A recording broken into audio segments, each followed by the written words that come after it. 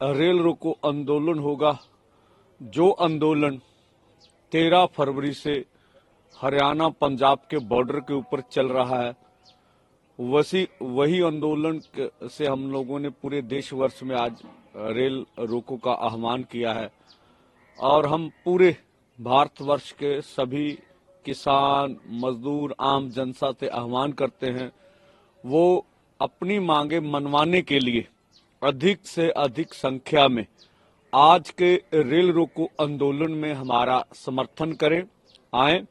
और जो आज 12 से 4 बजे रेल यात्रा करना चाहते हैं यात्री, वो 4 घंटे के लिए रेलों की ओर ना जाए।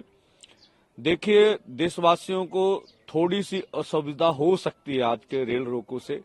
ये आंशिक रेल रोको है, लेकिन जो आप इसका देखें तो ये हमारा इतनी बड़ी आबादी, देश की 65% आबादी किसानों की है। खेत मजदूर जोड़ ले तो 80%।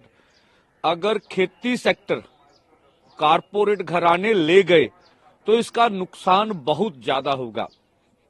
अब देखिए, जिस तरह से मोदी सरकार ये लोगों को इमोशनल ब्लैकमेल करती है कई धर्म के नाम पर, हम समझते हैं कि अगर इस देश में ज्यादातर आबादी हमारे हिंदू भाइयों की है, अगर खेती सेक्टर कारपोरेट घरानों के हाथ में गया तो सबसे ज्यादा नुकसान भी हिंदू भाइयों का होगा, क्योंकि उनकी बड़ी आबादी हमारे देश में।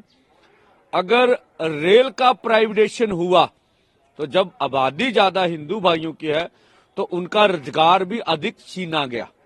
अगर खनन क्षेत्र जो सरकार के पास था वो अब अंबानी अडानी जी ले गए, तो उनमें जो सीएलएल, बीसीसीएल, कोला खनन में जो सरकार की कंपनियां लगी हुई थी, अगर वो प्राइवेटाइजेशन हुआ तो वहां ज्यादा रोजगार तो हमारे हिंदू भाई कर रहे थे ना, तो उनका नुकसान तो अधिक हो गया ना।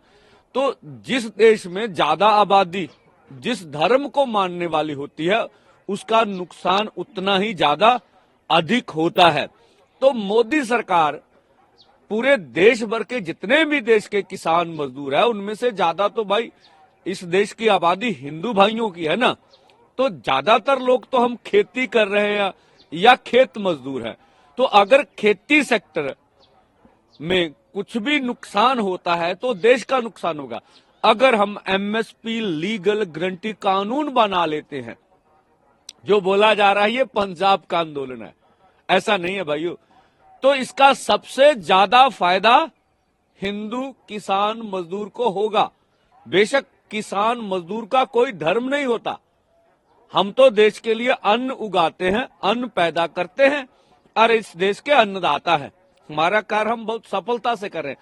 पर जिस भाषा में भाजपा आपको इमोशनल ब्लैकमेल करती, मैं उस भाषा में ये अपनी बात रख रहा था। आज 3 करोड़ पंजाबी इस आंदोलन को जो समर्थन कर रहे हैं वो रेल लाइनों पे बड़ी तादाद में आपको नजर आएंगे।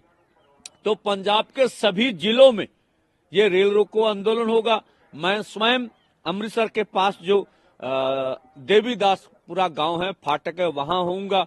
सभी लीडर, बड़े लीडर, जहां जहां पर भी रेल रोको आंदोलन चलेगा वहां हम शंभू के ऊपर भी रेल रोको करेंगे।